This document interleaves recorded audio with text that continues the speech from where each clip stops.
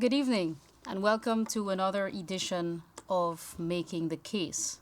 I am extremely pleased to be joining you this evening, and I welcome all of the viewers who are joining me on television, for those who are joining me on radio, on Freedom Radio, and for those of you who are joining me on Facebook Live. Welcome to this broadcast, and as usual, I will ask you to please press that share button so that this program can be broadcasted as far and as wide as possible, because we need to reach as many people as possible. We need to get the facts so that everyone in our country and those who are paying attention from around the world, in Europe, in the United States, all across the Caribbean, all eyes are on Guyana, and it is exceptionally important that they understand all of the events that are happening in our country, but more importantly, that they get the truth and that they understand the facts of every situation. So here on this program, we speak very openly, very frankly, and factually about national events, national issues, and we speak about the development that is occurring and the transformation that is taking place in our country. And of course, we make the case as to why the People's Progressive Party Civic remains the superior party in this country and remains the party to lead this country into the future. I was unable to be here with you last week because I was on overseas travel to Ecuador, where I attended a housing forum to discuss ways in which here in Guyana we are addressing the housing deficit. So I was very honored and privileged to be a part of a panel of other female ministers from countries in South America. So very pleased to be able to participate in that panel.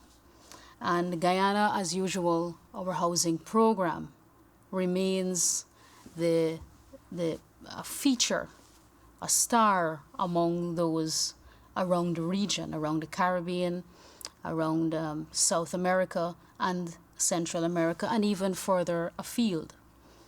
And the thing that sets our housing program apart from those around the world is really the political will.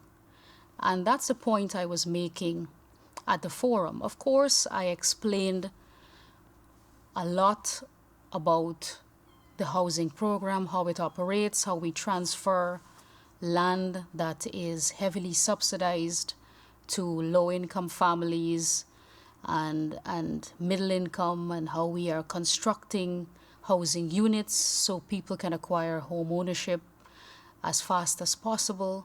We went through all of the subsidies that are available, all of the incentives that are given to the financial institutions, to the banks, all of the subsidies that are provided to homeowners, the mortgage interest relief, the seal and cement subsidy. I went through the whole program in detail so that those countries who were represented there can understand how we are working to reduce the housing deficit here in Guyana.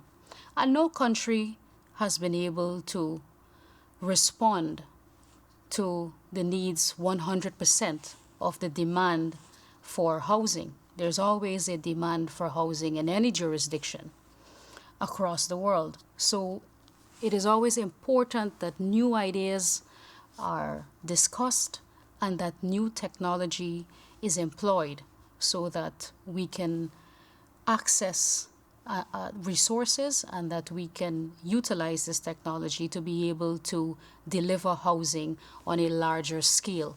So that conversation is always very important here in Guyana, in the Caribbean, and further afield.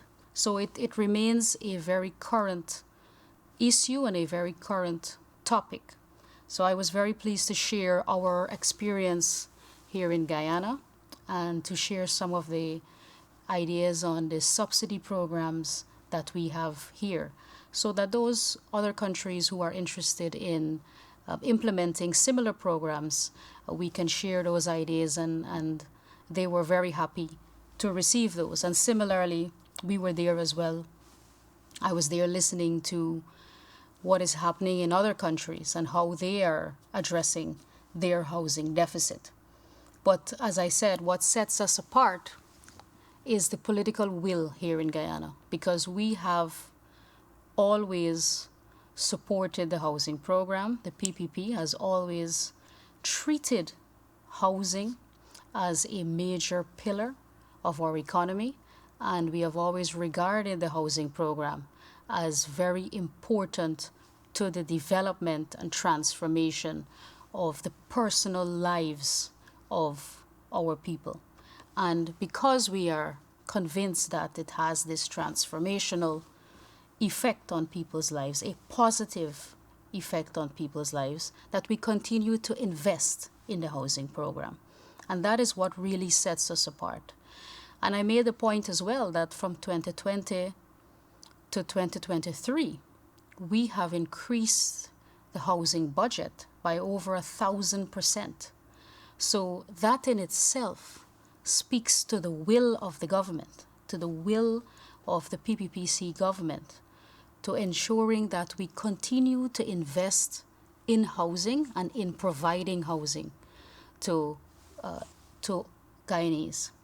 So that will continue to happen. That will not change. We will continue to have that conviction that housing is important and has a transformational effect on people's lives. And we will continue to invest in the ministry and to provide as much land and housing units as possible to reach the demand of our people. And the week before that, so that was last week, and the week before that, it was cricket season. And on the Wednesday was the qualifying match between for Guyana to the Guyana Amazon Warriors to go forward in the finals. And so we didn't have any program here again. So I wanted people to go to the National Stadium and to enjoy the cricket. So sometimes between personal commitments and work commitments, it's difficult sometimes to be here every week with you, but I assure you that I try as much as possible to be here as often as I can. And it always gives me great pleasure to be able to speak with you and to ensure that you receive accurate information and that we discuss very frankly issues of national importance. So recently, there was the Burke conference, the Washington conference that Rickford Burke and his organization organized, and in which the members of the opposition, including the leader of the opposition, attended and spoke at that conference. Now, the conference in the days and weeks leading up to the actual conference date was touted very much by Rickford Burke, whom we all know is a con man.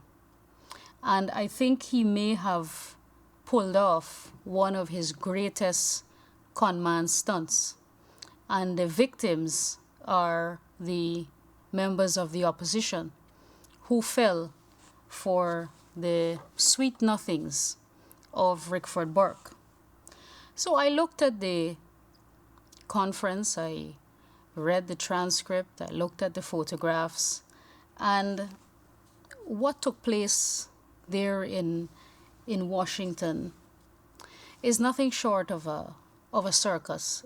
I even almost felt sorry for them because they were put in such an embarrassing situation.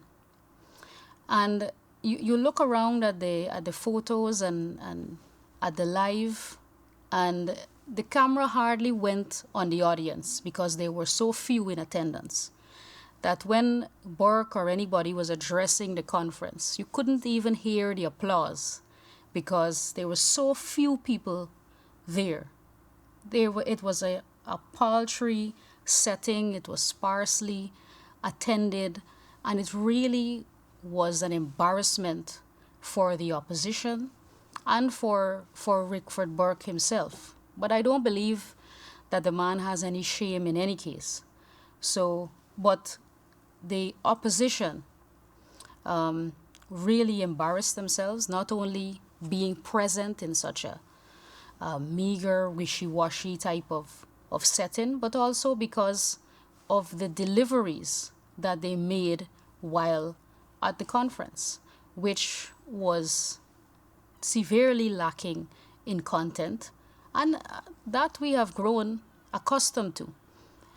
But if anybody was hoping for anything better to be said at that conference, or anything groundbreaking, any new groundbreaking ideas to come out from the mouth of the leader of the opposition or any of the opposition members, they were sadly mistaken, and they would have been very, very disappointed in this conference.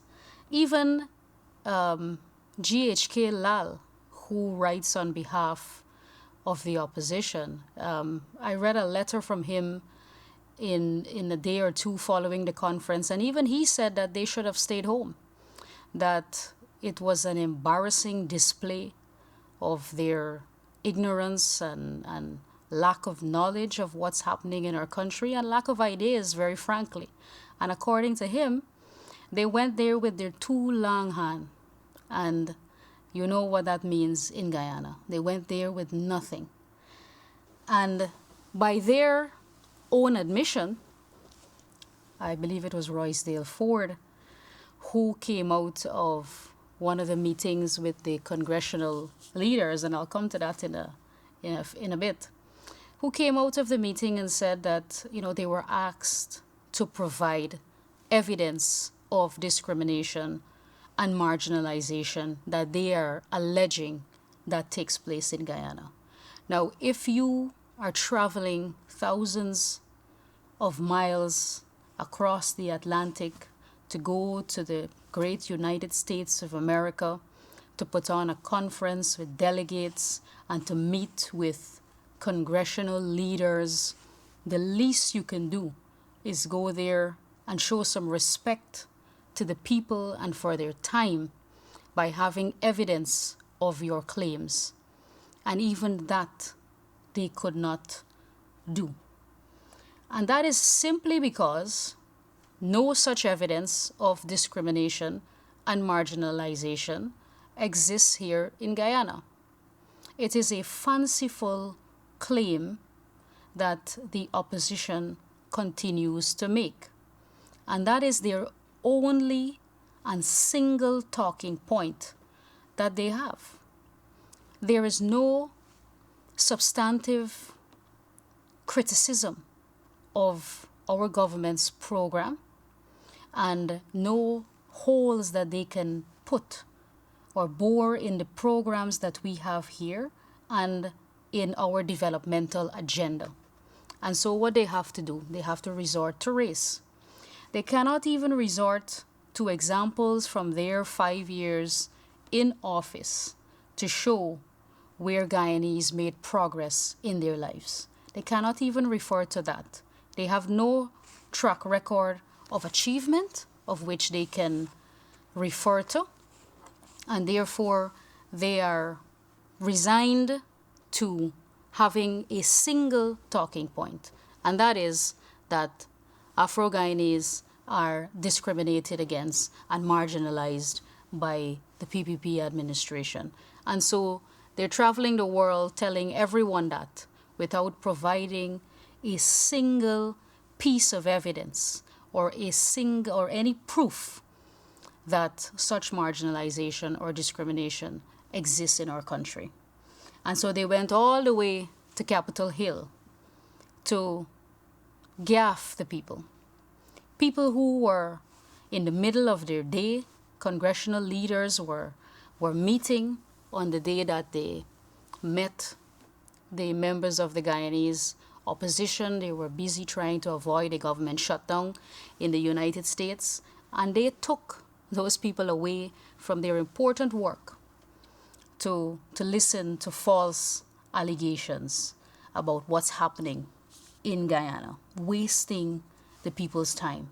And that's why they were requested, very frankly, to provide evidence of this. You cannot come and request a meeting just to make allegations. And then the excuse that they gave to the folks there in Washington, I think it was Amanza, who said that, well, we don't have the resources to get this evidence or to provide proof to you. We don't have resources. The office of the leader of the opposition and the members of parliament don't have resources to do that. But so therefore, that evidence will never be provided because they've already made an excuse for that, when in fact it cannot exist because no such evidence of marginalization or discrimination exists in Guyana. There's no such situation. So therefore, they will never be able to produce evidence of it. In the same way, they will never be able to produce their SOPs because they claim that they won the last elections, but they cannot produce the SOPs. And at the same time, they said that those elections were rigged. So it was a rigged election, but they won the election, and they cannot produce evidence of their win. So there's no reasoning with these members of the opposition. They will continue to make wild claims, unsubstantiated claims of discrimination and prejudice that they claim is happening here in Guyana. So they met. There was the conference that was taking place at a location, and Rickford Burke promised the conference that they would be addressed by congressional leaders, including Congressman Hakeem Jeffries. Well, that did not happen at the location in which the conference was taking place, so they left and they went to Capitol Hill to meet with the congressional leaders.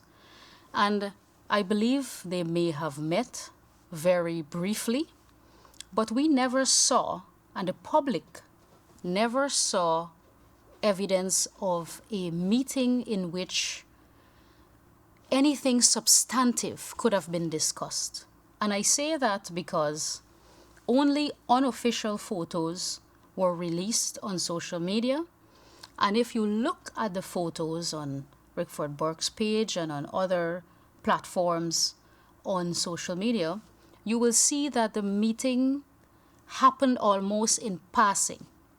It was photos taken with Hakeem Jeffries, Mr. Jeffries, standing just in front of a doorway, taking some unofficial photos, selfies with some of the members of the opposition, and similarly with another congresswoman.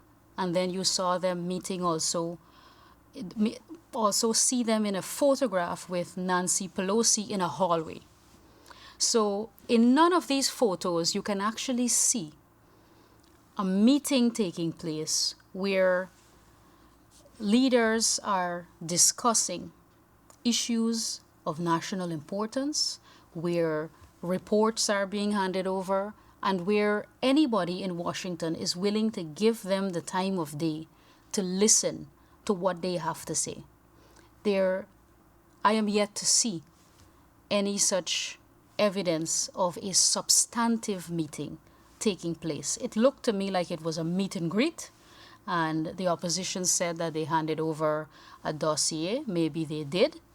And even if they did so, they were still asked by the congressional leaders, by their own admission, by members of the opposition who informed the press that they were requested to provide evidence of discrimination and marginalization that they claim is taking place in Guyana.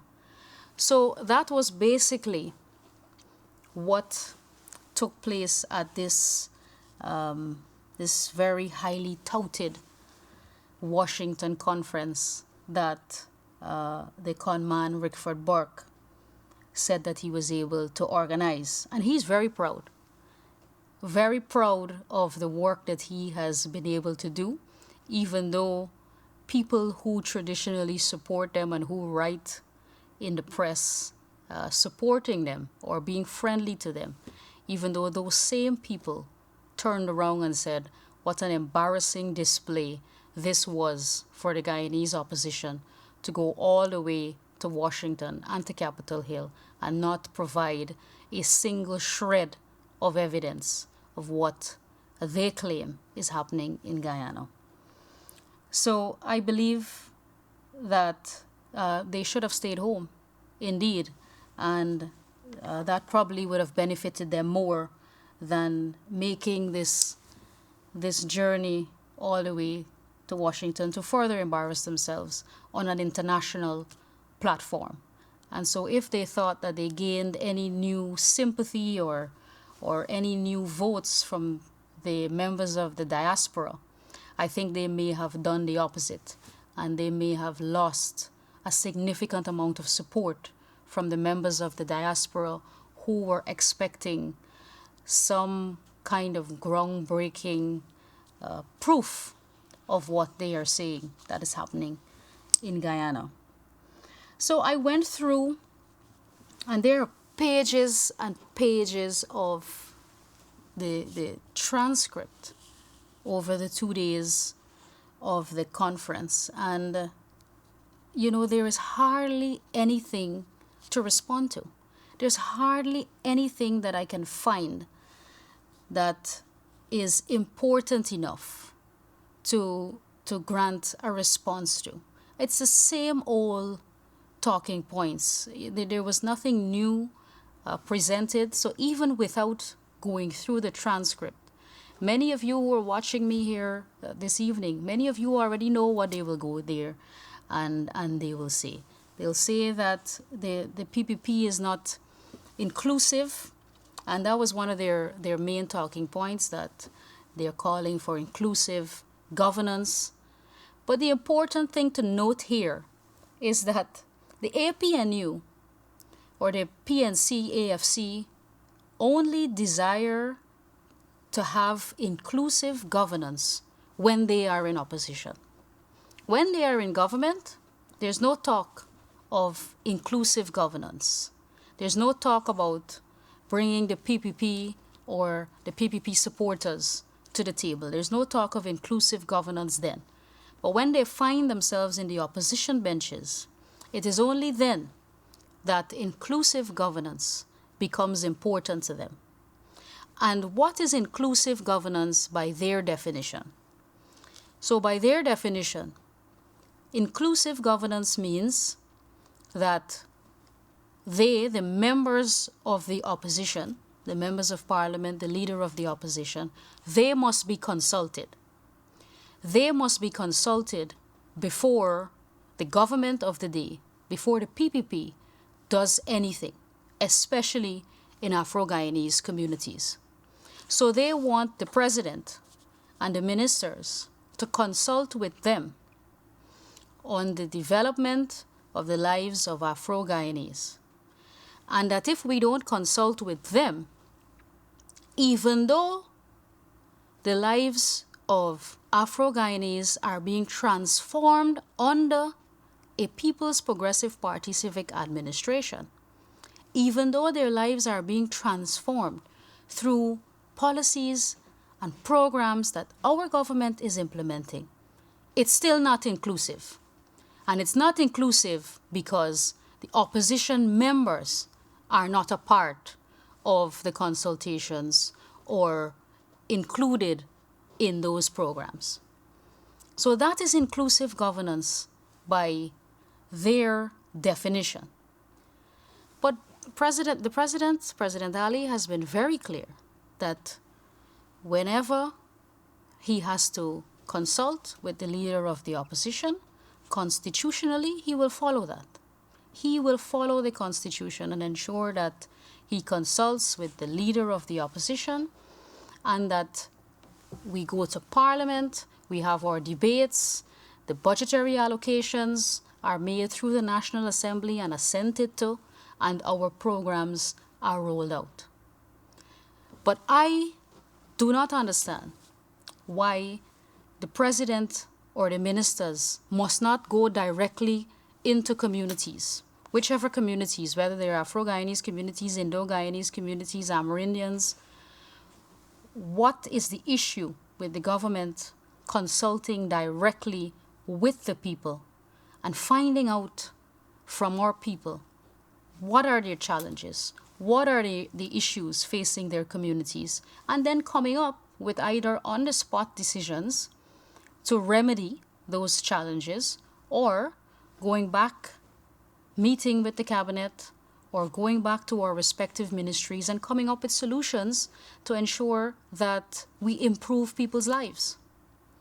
I believe in that style of governance, consultative governance. That is what we have always practiced.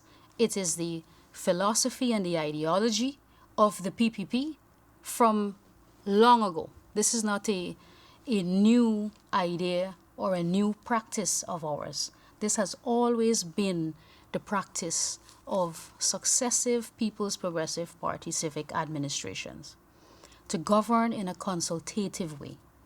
And we believe that the people who know best about their own development are the people themselves. And so we don't need any buffer or middlemen or barriers to meeting with the people directly. And we will continue to do that and to be able to meet people, understand their challenges, and deliver for them, because that's what the people elected us to do. And so no member of the opposition or the leader of the opposition will keep us away or keep us apart from the people who elected us. And in delivering for the people of our country and in crafting programs and policies that will deliver national transformation and development, will include governance for people who did not support us either. It will include them because you will see the transformation on a national scale. So all of the programs that we implement, it is to benefit all the people of our country. And so those who support us, as well as those who didn't support us, will benefit, because there is no inherent discrimination or prejudice in any of the programs that we are rolling out. Regardless of whether it's healthcare, if you look at healthcare, you look at education, the Because We Care cash grant, the textbook program, the school feeding program, the housing program, all of these include Guyanese from all across our country, on the coastland, in the hinterland. All the people benefit from these programs. So that was on their point of inclusive governance. And then, of course, they have to speak about this age-old talking point about the PPP killing 1,400 Afro-Guyanese. It's gone to 1,400 now. So every time they speak about extrajudicial killing, it goes from 400 to 500 to 1,000, and now we're at 1,400 Afro-Guyanese that Rickford Burke claimed that was killed by extrajudicial killing. And we don't have to go through this again. We have been through this. The General Secretary, Dr. Parajagdeo, has dealt with this over and over again. We had to fight off this accusation. This was thoroughly investigated by the Stabroek News, and the Stabroek News had published a report which showed that this claim was false, that there were about 400 people on a list that the PNC claimed that were killed unjustifiably, and on that list the report shred that to pieces and show that some of the people on the list were Afro-Guyanese, some were Indo-Guyanese, some were the policemen who were killed in the line of their duty, some were businessmen, some were people who died from natural causes, and some of them were criminals on the list. So this talking point and this accusation that Afro-Guyanese were somehow murdered in the streets of Guyana unjustifiably and through extrajudicial killing, this has been disproved over and over again. It is false, it is not true, yet the opposition and the agents of the opposition continue to peddle this blatant lie that has been disproved already. So I just thought I would mention that because they brought it up again at the conference, and I don't believe that anybody listens to that anymore because they know that it is false. Then, of course, they spoke about transfer of state wealth to one ethnic group, taking away land from Afro-Guyanese, and basically that was all that was discussed over these couple of days at the conference there in Washington. But one would think that they would be ashamed to talk about taking lands away from Afro-Guyanese.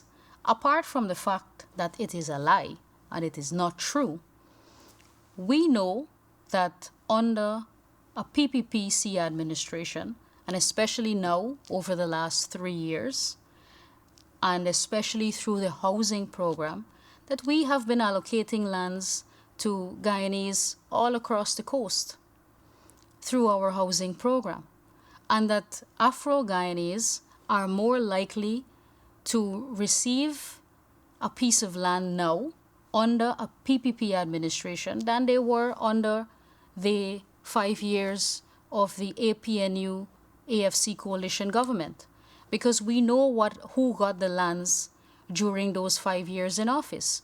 We know that they took the lands for themselves. We know that they gave it to their friends and to their cronies.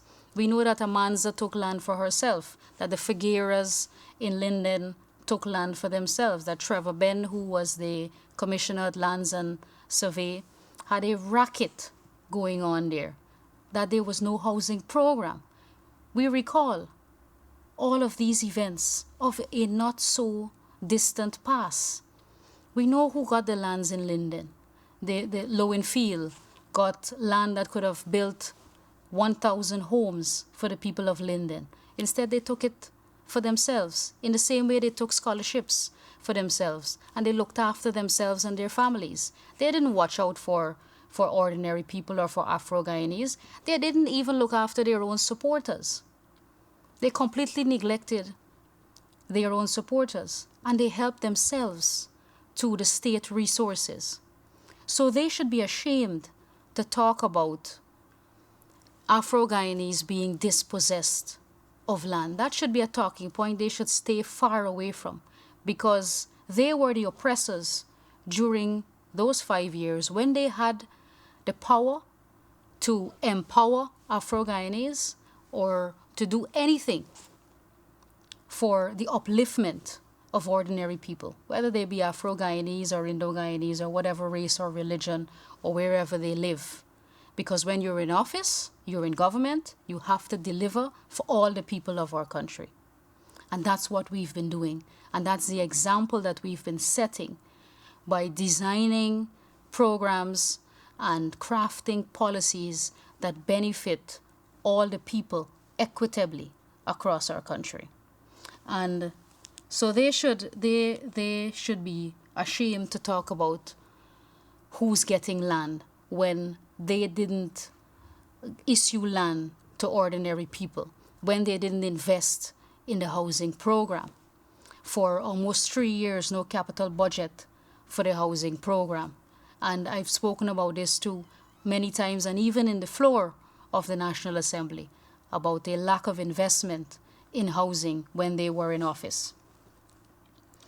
So, and then the conference concluded with a resolution calling for Barjagdeo and officials of the Guyana Police Force to be sanctioned and banned from entering the United States. So this conference that was supposed to be about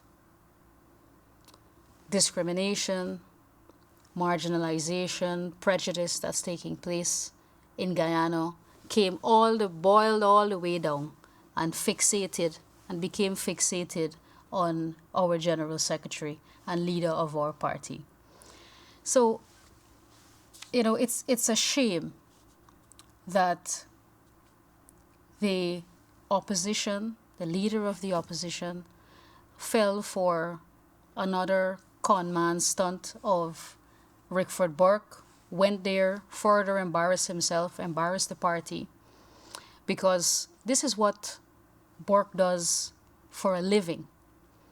So he will continue to tell you that the conference was a success when everybody else who's observing is saying that it was nothing short of a mess and that the opposition would have been better served if they had not gone in the first place.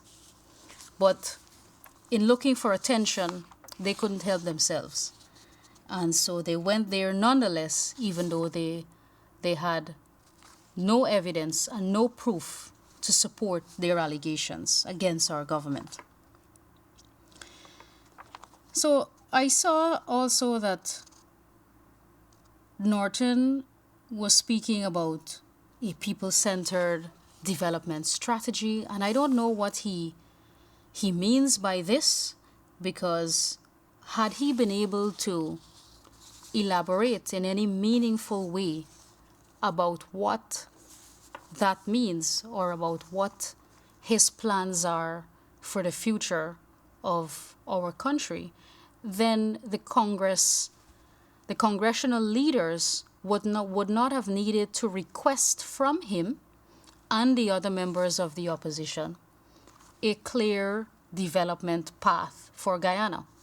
And that's what they were requested to present.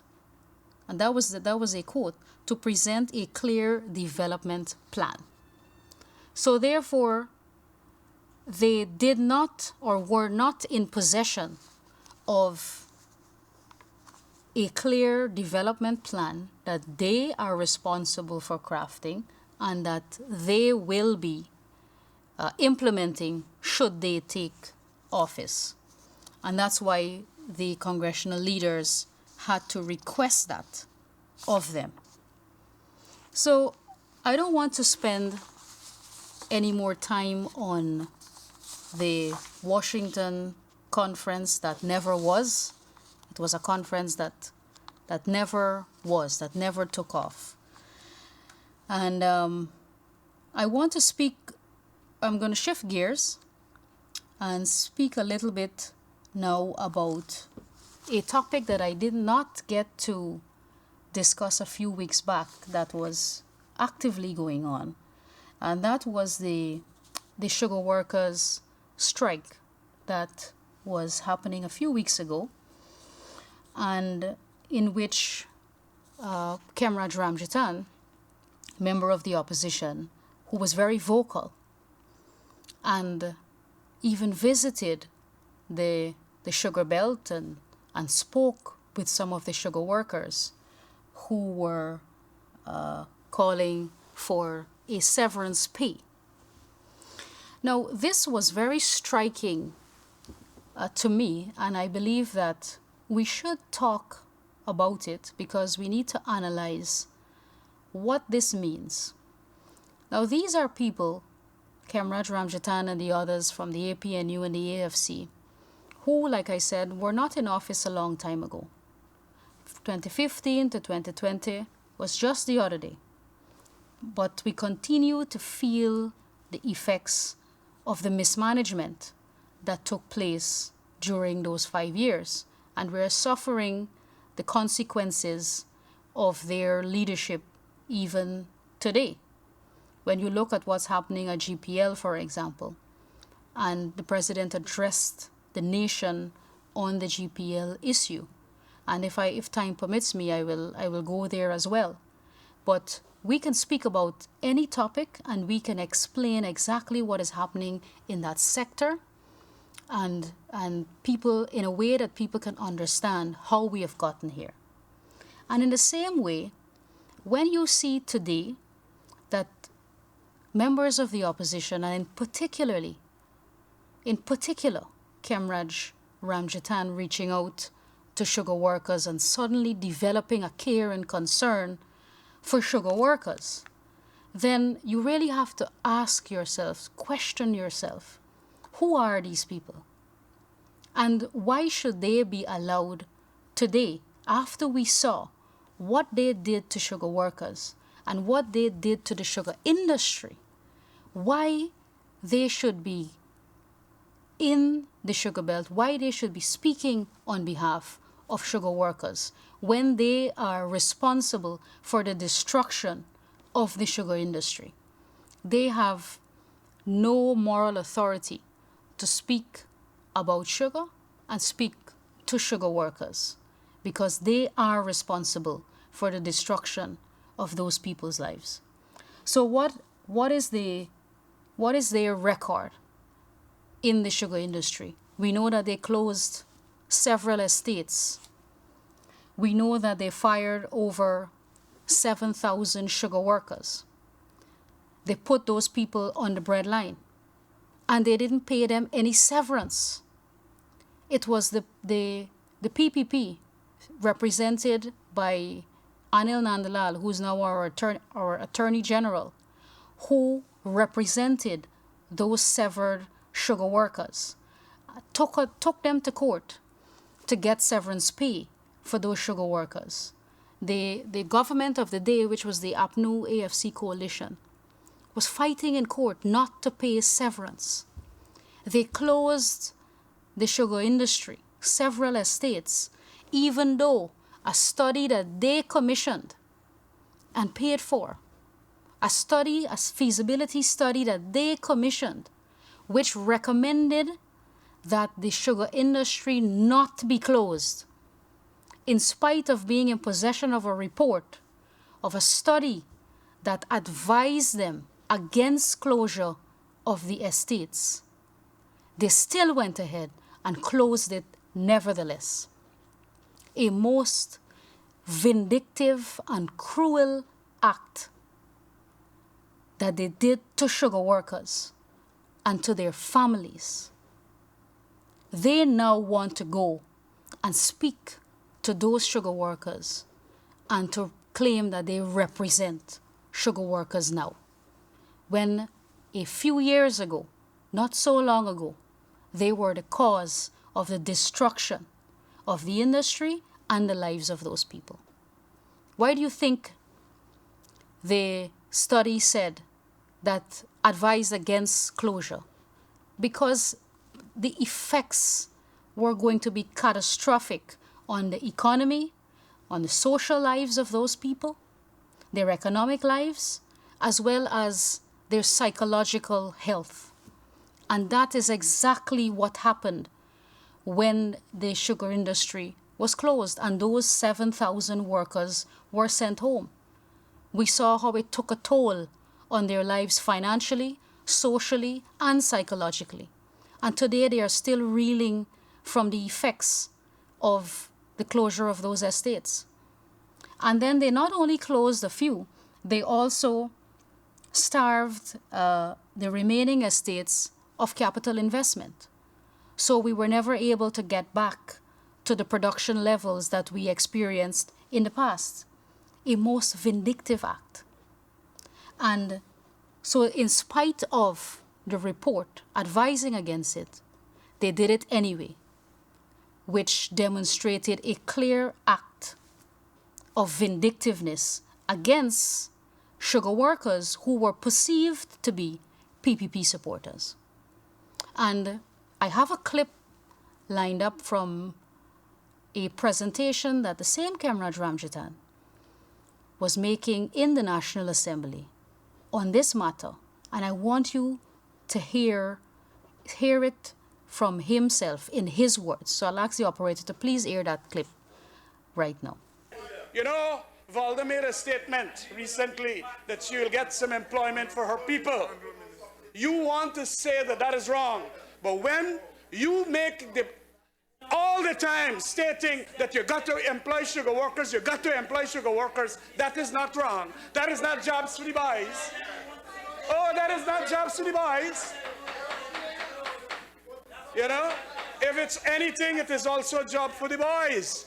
You want us to employ your people because you're very strong in the sugar estate areas, and we must pump more. We must pump more.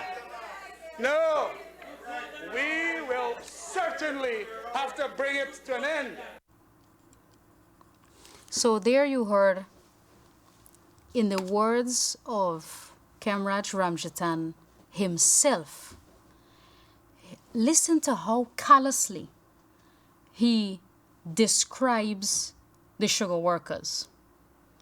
It's jobs for the boys, it's pump more, it's the sugar industry is a black hole, and that you want us, meaning the PPP, you want us to provide work for your people. Your people. So the sugar workers are not Guyanese people. They're PPP people. And that if they keep the sugar industry open, they're providing jobs for the boys. And that's the PPP boys. So they don't even consider the sugar workers as people, because they would have at least have a little more care and consideration for how they are proceeding with their plans in the sugar industry. So that was how callous and cavalier Ramjatan was just a few years ago, speaking in the National Assembly when they made the decision to close several of the estates. There was no regard for the sugar workers during that time. No care, no concern for the devastating effects that would be on their lives, on their livelihoods, and that of their families. We saw evidence of that destruction during those 5 years when they were in office. We saw the toll it took on the lives of those sugar workers, many of whom had their lives totally destroyed because of addiction, men who were working who could no longer provide for their family, who turned to alcohol, turned to drug abuse, addiction, domestic violence. The kids dropped out of school because the families could no longer afford to send them to school. And for those people, even today, they would be feeling the effects of the closure of the estates and what led to the destruction of their lives. So that is why the sugar industry and sugar workers remain important to us. Not because they are perceived as PPP supporters, but because the effect that the sugar industry has on the lives of people, thousands, tens of thousands of people and their families, because of the way they are able to carry on with their lives, that is what is important. That's why it was important to keep sugar going, apart from, of course, the production sector and ensuring that we continue to produce sugar and to export sugar, which is one of our main agricultural sectors, one of the main products. And we continue to have pride in sugar. But apart from that, it had this this effect on people's life to ensure that they were able to carry on with their livelihoods. Because many of the people who work in the sugar industry had worked there for generations. It's all they know to do. And to take that away from them in a way in which you're not only putting them on the breadline, but you are not doing it in a way that allows them to transition into something else. Because you dismiss them as PPP supporters and jobs for the boys. So there was no care and concern for the sugar workers then, and there is no care and concern for them now. So if the workers believe that the APNU or the AFC or the coalition will stand up for them now, they're sadly mistaken, because it is the same lack of care and concern that they will get should these people ever come near to holding power in this country again. So it is important that we examine the actions of individuals like Ramjatan and Aubrey Norton and all of those who are in the opposition now, who were in government between 2015 to 2020. It's important that we examine what they did and why they did what they did, because it will give us a clear indication of who they are, what is their intention. So him going now to sugar workers and listening to them and having concern for them is disingenuous, when just a few short years ago he said it was jobs for the boys that were pumping money into a black hole, and that employing them would be employing PPP people. And that is sad. That is very, very sad.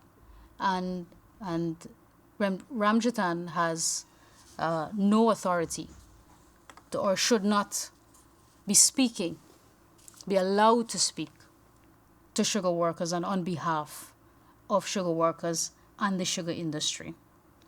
So I was informed I only have a few minutes remaining, but we saw yesterday, and you know, there's always a long list of topics that we can discuss every week here on this program, because there's always so much taking place in our country.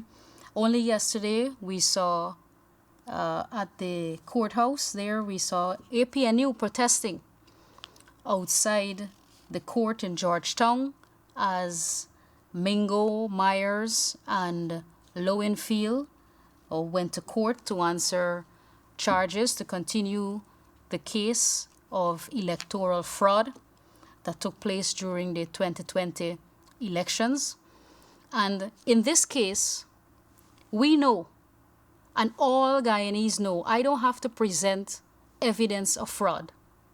We know, we saw it unfold before our eyes.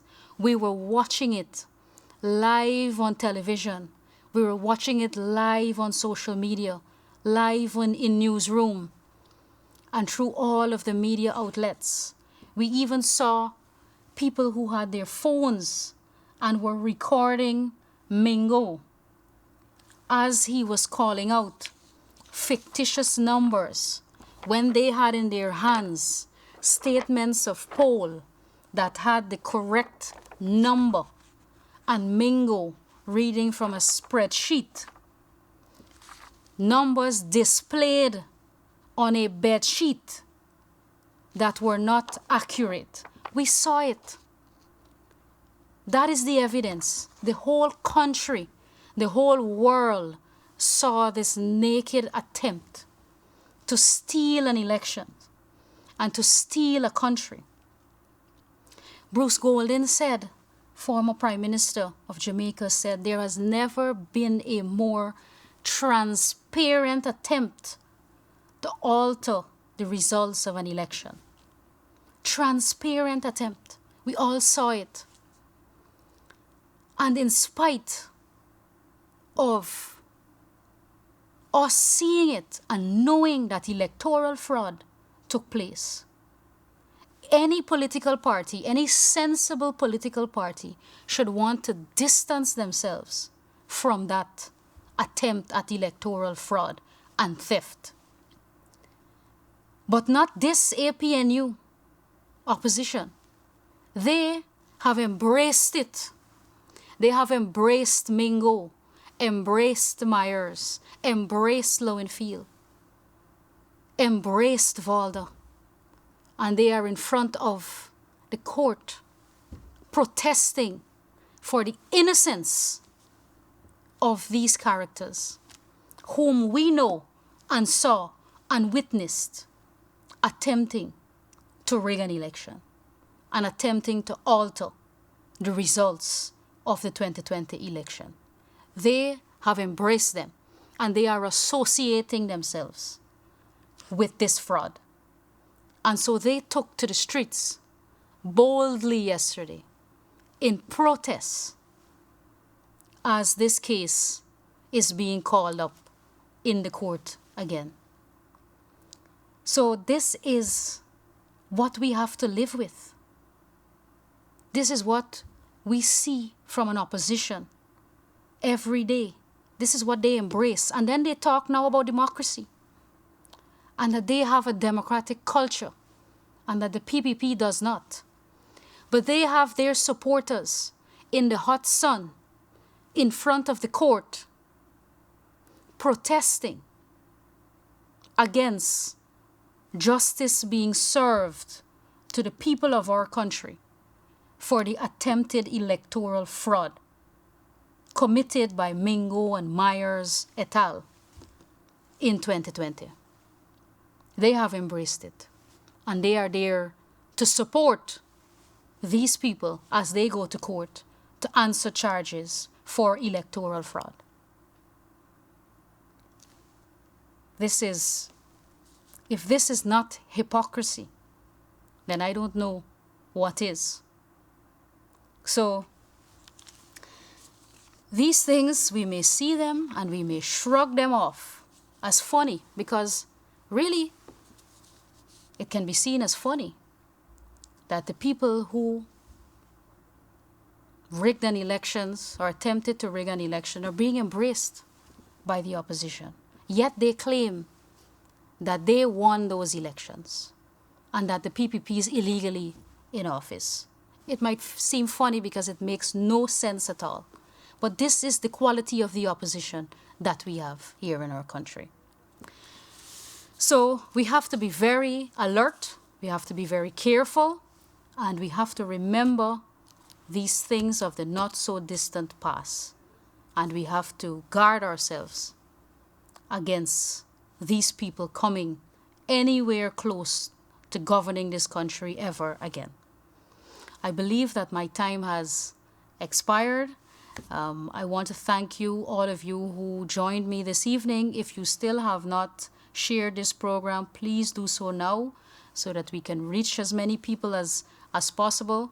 I ask you to please join me again, same place, same time next week. Have a safe week and God bless you.